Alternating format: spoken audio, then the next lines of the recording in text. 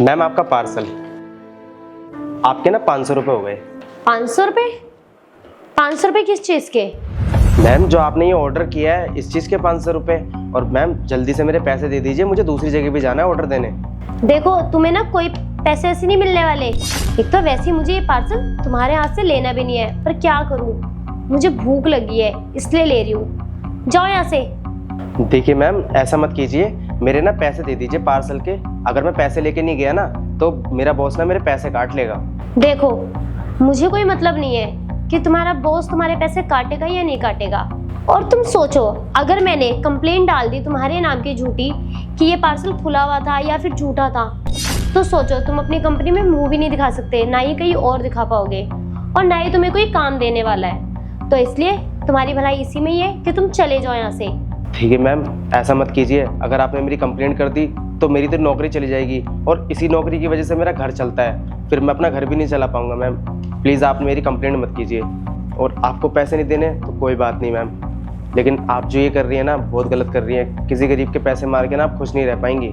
हाँ चल चल, अब ज्यादा ना लेक्चर मत दे और निकल यहाँ से, वरना मेरे को 2 मिनट नहीं लगने हैं तेरे को फंसाने में। जा निकल यहाँ से।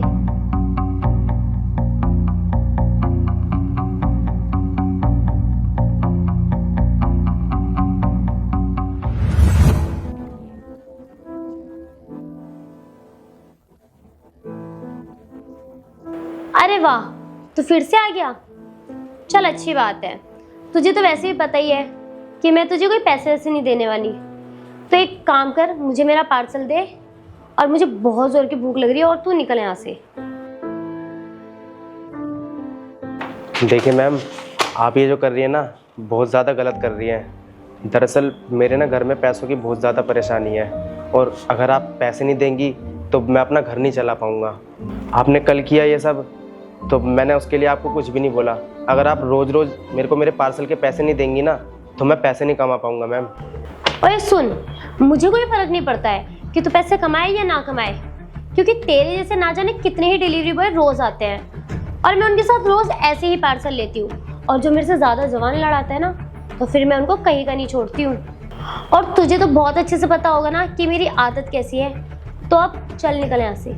देखिए मैडम मैं ना आपको बार बार यही चीज़ बोल रहा हूँ कि आप ना अच्छा नहीं कर रही हैं, और आपको शर्म नहीं आती सब करते हुए। क्यों गरीबों के पैसे मारती हो आप, और आप ऐसा कर क्यों रही हो?